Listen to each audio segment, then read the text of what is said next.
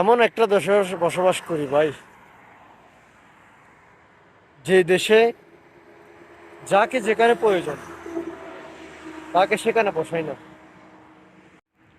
কারণ আমি মনে করি, আপনি যদি খেয়াল করে দেখেন, বাংলাদেশে 80 কিংবা 90% মানুষের ভোটার আইডি, জন্ম নিবন্ধন এগুলা কিন্তু ঠিক নেই। এগুলাতে ভুল আছে আর আছেই। হয়তো নামের অক্ষর ভুল আপনার, নয়তো আপনার গ্রামের নাম ভুল, নয়তো আপনার বাবার নামের অক্ষর ভুল, নয়তো আপনার মায়ের নামের অক্ষর ভুল। মানে ভুল থাকবেই। এখন কথা হচ্ছে সেটা না, এই ভুলগুলো আপনার সংশোধন করতে করতে আমি মনে করি আপনার লাইফের অর্ধেক চলে যাবে। মানে আপনি এগুলো পরিপূর্ণ করতে করতে আপনার লাইফের অর্ধেক চলে যাবে, এবং আপনার অনেক কষ্ট করা লাগবে। এগুলোর পিছনে অনেক সময় দিতে হবে আপনাকে। আপনি এখন কি করবেন, এগুলো তো ঠিক করা লাগবে। আপনার অনেক সময় নষ্ট হবে, প্লাস টাকা। আপনার টাকাও যাবে, সময়ও যাবে।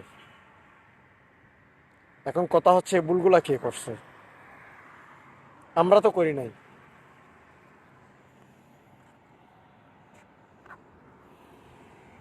ওই যে সর্বপ্রথম বললাম, যোগ্য স্থানে যোগ্য ব্যক্তি না বসালে যেমন হয় আর কি।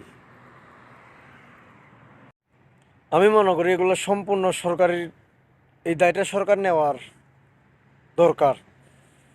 কারণ সরকার পর্যায় থেকে যে মানুষগুলো বসানো হয়েছে এগুলা করার জন্য, তাদেরকে ভালো করে যাচাই করে এগুলা করার জন্য দায়িত্ব দেওয়ার দরকার ছিল বলে আমি মনে করি। এবং এগুলো ভালো করে ওদেরকে ট্রেনিং দেওয়ার দরকার ছিল।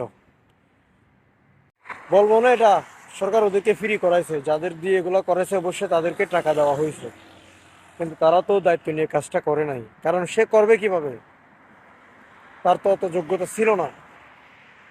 এখন যোগ্য ব্যক্তিকে যোগ্য স্থানে না বসার কারণে আমাদের কষ্ট করতে হচ্ছে। এখন আমাদের কষ্ট শেষ নেই এগুলো ঠিক করতে করতে। এগুলোর দায় আসলে কে নিবে? কেউ নিবে না। কষ্ট আমাদেরই করা লাগতেছে। হ্যাঁ, ভুল হয়েছে, ঠিক আছে, ভুল তো হয়ে গেছে। কিন্তু এগুলো সংশোধন করার জন্য যদি আরো শর্টকাট কিছু করা যেত, তাহলে তা কিছু হতো। তাও না, আপনি এখন ঠিক করতে যাবেন, টাকা লাগবে, অনেক দিন সময় লাগবে।